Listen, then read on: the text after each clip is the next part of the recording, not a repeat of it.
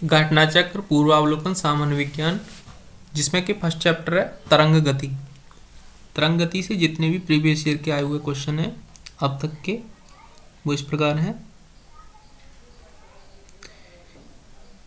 निम्न में से कौन सी यांत्रिक तरंग है? तो इसमें से जो है ध्वनि तरंग यांत्रिक तरंग है। उपयुक्त विकल्पों में ध्वनि तरंग यानी कि साउंड वेव यांत्रिक तरंग है, यानी कि मैकेनिकल वेव्स है, जबकि रेडियो तरंग है, एक्स तरंग है तथा प्रकाश तरंग है, विद्युत चुम्बकीय तरंग है। यांत्रिक तरंग किसी भौतिक माध्यम में उत्पन्न वह विक्षोभ है जो अपना स्वरूप बिना बदले माध्यम में एक निश्चित चाल से आगे बढ़ता है। यांत्रिक तरंगें माध्यम के कणों की सीमित जो है गति के द्वारा ऊर्जा तथा संवेग का संचरण करती हैं, परंतु माध्यम अपने ही स्थान पर बना रहता है। अनुदैर्ध्य तरंगों का उदाहरण है, अनुदैर्ध्य तरंगों का उदाहरण जो है ध्वनि तरंगें हैं। ऑप्शन बी सही है इसका। किसी माध्यम में यांत्रिक तरंगों के संचारित होने पर यदि माध्यम के किरण कण के संचरण की दिशा के समानांतर कंपन करते हैं तो उस तरंग को अनुदैर्ध्य तरंग कहते हैं। ध्वनि तरंग अनुदैर्ध्य तरंग यानी कि लॉन्गिट्यूडिनल वेव्स होती हैं। निम्न में से कौन सा विद्युत चुम्बकीय तरंग का उदाहरण नहीं है? तो ऑप्शन बी, ऑप्शन डी इसमें पराध्वनिक तरंग जो है विद्युत चुम्बकीय तरंग का उदाहरण नहीं है। झारखंड पीसीएस प्री एग्जाम 2021 में पूछा गया क्वेश्चन था। निम्नलिखित में से कौन सा विद्युत चुम्बकीय तरंग का उदाहरण नहीं है? तो ऑप्शन डी पराध्वनिक तरंग। ध्वनि तरंगें जिनकी आवृत्ति श्रवणीय रेंज की उच्च सीमा से अधिक अर्थात 20 किलोहर्ट्ज से जो है अधिक होती है उन्हें अल्ट्रासोनिक या सुपरसोनिक तरंग कहते हैं। गामा किरणें, एक्स किरणें तथा पराबैंगनी किरणें तीनों ही विद्युत चुम्बकीय तरंगों की श्रेणी में आते हैं। दीर्घ रेडियो तरंगें पृथ्वी की किस सतह से परावर्तित होती हैं? तो ऑप्शन बी आयन मंडल से। कॉस्मिक किरणों के संबंध में निम्न कथनों में से कौन सा कथन सही नहीं है? तो ऑप्शन ए वे विद्युत चुम्बकीय तरंगें होती हैं, ये कथन सही नहीं है। बेतार के तार का संपर्क पृथ्वी के धरातल को परावर्तित किया जाता है, तो ऑप्शन सी आयनोस्फीयर द्वारा। पारा उच्च आवृत्ति की तरंगें साधारणतः संचारित की जाती हैं, तो ऑप्शन सी अंतरिक्ष तरंगों के रूप में। रेडियो तरंगों के विक्षेपण के लिए वायुमंडल के निम्नलिखित स्तरों में से कौन सा स्तर उत्तरदायी है? तो ऑप्शन जो है बी आयन मंडल इसमें उत्तरदायी है। ऑप्शन डी आयन मंडल। दो उत्तरोत्तर सुरंग अथवा दो उत्तरोत्तर गर्त के बीच दूरी को क्या कहते हैं? इसके बीच की दूरी को जो है तरंग दैर्घ्य बोलते हैं। कौन सी तरंगें शून्य में संचरण नहीं कर सकती? तो ऑप्शन सी ध्वनि तरंगें जो है शून्य में संचरण नहीं कर सकती। विद्युत चुम्बकीय तरंगों का वेग होता है, विद्युत चुम्बकीय तरंगों का वेग जो है 3 गुणा 10⁸ मीटर पर सेकंड इनवर्स होता है। क्रिस्टल की संरचना जानने के लिए निम्न में से किसको प्रयोग में लाया जाता है? तो इसको लाया जाता है एक्स किरणों को। निम्नलिखित में से किस एक प्रकार की तरंगों का प्रयोग रात्रि दृष्टि उपकरण में किया जाता है? तो ऑप्शन सी अवरक्त तरंग का। माइक्रोवेव में विद्युत चुम्बकीय तरंगें होती हैं जिनकी सीमा की आवृत्ति है, ऑप्शन सी 1 गीगाहर्ट्ज से 300 गीगाहर्ट्ज। एक रडार जो शत्रु के वायुयान की उपस्थिति का पता लगता है प्रयोग करता है, ऑप्शन बी रेडियो तरंगें। जब समताप मंडल में ओजोन का अवक्षय होता है तो पृथ्वी के धरातल पर पतित विकिरण की तरंगदैर्घ्य कितनी होती है? Option B 10⁷ m। दूरसंचार के लिए प्रयुक्त तरंगें हैं तो दूरसंचार के लिए माइक्रोवेव यूज की जाती हैं। टेलीविजन दर्शक डिश एंटीना प्रयुक्त करते हुए वर्षात में उपग्रह सिग्नल नहीं प्राप्त करते हैं, क्योंकि? तो ऑप्शन 1, 2 तीनों ही इसमें सही है। एंटीना छोटा होता है, ये भी एक कारण है। वर्षा की बूंदें रेडियो तरंगों की ऊर्जा अवशोषित करती हैं, ये भी एक कारण है। वर्षा की बूंदें रेडियो तरंगों की ऊर्जा को मूल दिशा को विचलित करती हैं, ये भी एक कारण है। उपयुक्त तीनों ही इसमें सही हैं। एफएम प्रसारण सेवा प्रयुक्त होने वाले आवृत्ति बैंड का परास होता है, तो इसका परास होता है 88 से 108 मेगाहर्ट्ज के मध्य। विभिन्न माध्यमों में ध्वनि की चाल। वायु में ध्वनि की चाल होती है 331 मीटर प्रति सेकंड। वायु में 22 डिग्री सेल्सियस पर ध्वनि की चाल होती है 344 मीटर प्रति सेकंड। हाइड्रोजन में 25 डिग्री सेल्सियस पर ध्वनि की चाल होती है 1284 मीटर प्रति सेकंड। समुद्री जल में 25 डिग्री सेल्सियस पर ध्वनि की चाल होती है 1531 मीटर प्रति सेकंड। एल्युमिनियम में 25 डिग्री सेल्सियस पर ध्वनि की चाल होती है 6420 मीटर प्रति सेकंड। लोहा में 25 डिग्री सेल्सियस पर ध्वनि की चाल होती है 5950 मीटर प्रति सेकंड। स्टील में 25 डिग्री सेल्सियस पर ध्वनि की चाल होती है 5960 मीटर प्रति सेकंड। आंतों के रोगों के निदान में निम्न किरणों का जो है उपयोग किया जाता है, तो इसमें किया जाता है एक्स किरणों का यूज।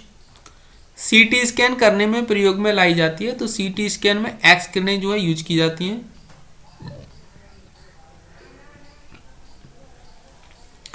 माध्यमों जल, इस्पात, नाइट्रोजन में ध्वनि की चाल को आरोही क्रम में रखिए, तो आरोही क्रम में सबसे पहले आएगा ऑप्शन 3 नाइट्रोजन, फिर आएगा जल, उसके बाद इस्पात। ध्वनि की गति भिन्न भिन्न माध्यमों में भिन्न भिन्न होती है। ठोसों में ध्वनि की गति सर्वाधिक जबकि गैसों में न्यूनतम होती है। सामान्यतः ताप व दाब पर वायु में ध्वनि का वेग लगभग 331 मीटर प्रति सेकंड होता है। ध्वनि का वेग माध्यम के घनत्व पर निर्भर करता है। जिस माध्यम का घनत्व अधिक होगा उसमें ध्वनि की चाल अधिक होगी। ध्वनि का वेग अधिकतम होता है। ध्वनि का वेग जो है अधिकतम धातुओं में होता है। ध्वनि का वेग अधिकतम जो है धातुओं में होता है, इस्पात में होगा इसमें से सही आंसर। ध्वनि तरंगों का सबसे तीव्र प्रगमन होता है, तो सबसे तीव्र प्रगमन जो है ऑप्शन ए ठोसों में होगा। उसके बाद लगभग 20 डिग्री सेल्सियस के तापक्रम पर किस माध्यम में ध्वनि की गति अधिकतम रहेगी, तो इसमें लोहा। ध्वनि तरंगें जो है ठोस तथा गैस दोनों माध्यमों में चल सकती हैं। वायु में ध्वनि तरंगें होती हैं। वायु में ध्वनि की तरंगें जो होती हैं ऑप्शन बी अनुदैर्घ्य तरंगें वायु में ध्वनि की तरंगें होती हैं। स्पष्ट रूप से प्रतिध्वनि सुनने के लिए परावर्तित सतह और सुनने वाले के मध्य कम से कम दूरी जो होनी चाहिए वह है ऑप्शन डी 16.5 मीटर। नीचे दिए गए विकल्पों में से किसमें ध्वनि आर पार नहीं जा सकती, ऑप्शन बी निर्वात में। ध्वनि तरंगें नहीं चल सकती हैं। ध्वनि तरंगें जो है निर्वात में नहीं चल सकती हैं। ध्वनि के स्रोत व परावर्ती सतह के बीच न्यूनतम कितनी दूरी होनी चाहिए, तो इसमें जो है बी आंसर सही है, 17 मीटर न्यूनतम दूरी होनी चाहिए। जब एक ध्वनि तरंग एक माध्यम से दूसरे माध्यम में जाती है तो वह राशि जो अपरिवर्तित रहती है, ऑप्शन ए आवृत्ति इसका आंसर सही है। ध्वनि का वायु में वेग अनुमानतः है, ऑप्शन सी 330 मीटर प्रति सेकंड। म्यूजिक कंसर्ट्स के लिए हॉल की दीवारों को जो है ऑप्शन डी ध्वनि का अवशोषण करना चाहिए। चंद्रमा के धरातल पर दो व्यक्ति एक दूसरे की बात नहीं सुन सकते क्योंकि ऑप्शन बी इसमें सही है, चंद्रमा पर वायुमंडल नहीं है। एक अंतरिक्ष यात्री अपने सहपाठी को चंद्रमा की सतह पर सुन नहीं सकता क्योंकि ऑप्शन सी ध्वनि प्रचारित करने के माध्यम नहीं होती। पराश्रव्य ध्वनियां हैं जिनकी आवृत्ति होती है ऑप्शन ए 20,000 हर्ट्ज से अधिक। निम्नलिखित कथनों पर विचार कीजिए। कथन डी जो ऑप्शन सही है, ए न तो एक नहीं दो। मनुष्य की श्रव्यता की सीमा क्या होती है? मनुष्य की श्रव्यता की सीमा 20 हर्ट्ज से लेकर 20,000 हर्ट्ज तक होती है।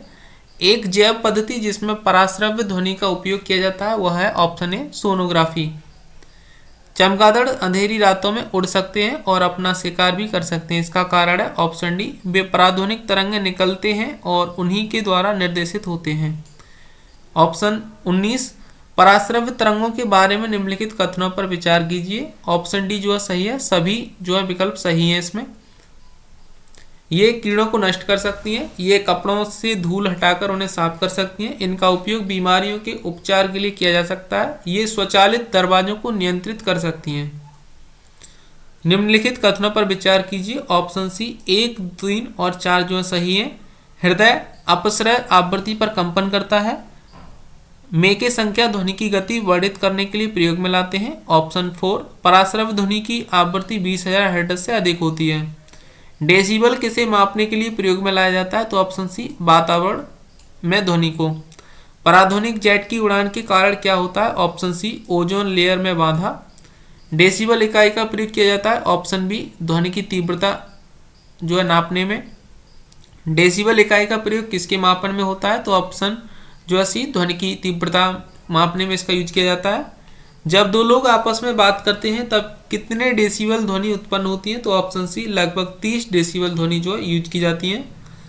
कथन ए समुद्र तल के निकट मैक संख्या 1 पर जा रहे वायुयान की चाल की तुलना में 15 किलोमीटर की ऊंचाई पर मैक संख्या 1 जा रहा वायुयान की चाल अधिक होती है। कारण आर ध्वनि की गति परावर्ती माध्यम के ताप पर निर्भर करती है। सही कथन है ऑप्शन डी, ए गलत है लेकिन आर जो है सही है। अब यहाँ पे जो है ध्वनि की तीव्रता को डेसिबल में मापने के कुछ पैरामीटर्स हैं, जैसे कि फुसफुसाहट के लिए 15 से 20 डेसिबल होती है तीव्रता, साधारण बातचीत में 30 से 60, गुस्से में बातचीत में 70 से 80, ट्रक मोटरसाइकिल में 90 से 95, यंत्र कारखाने में 100 से 110, ऑर्केस्ट्रा में 110 से 120, जेट विमान में 140 से 150। 100 डेसिबल का रव का प्रबलता स्तर संगत होगा, ऑप्शन डी, यंत्र कारखाने के शोर में।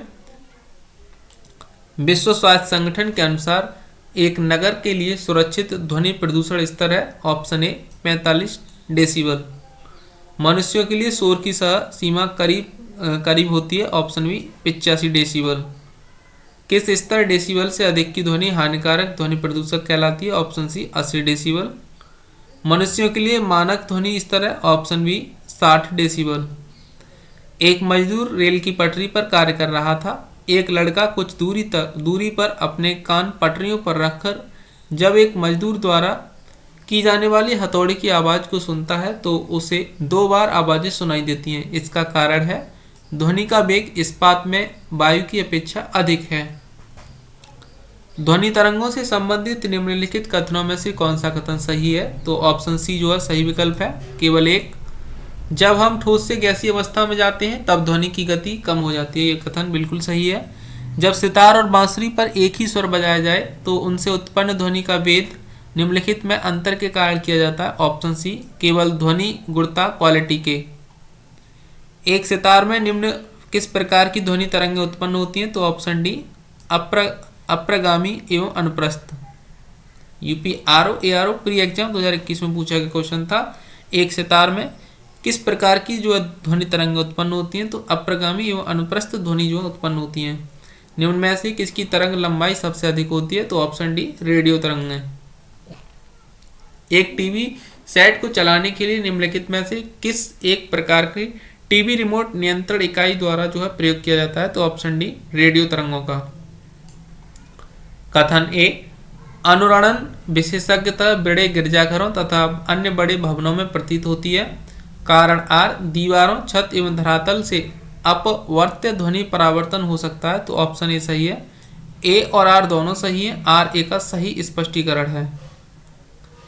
सामान्य टीवी रिमोट कंट्रोल में उपयोग की जाने वाली तरंगें होती हैं, ऑप्शन सी, अवरक्त किरणें।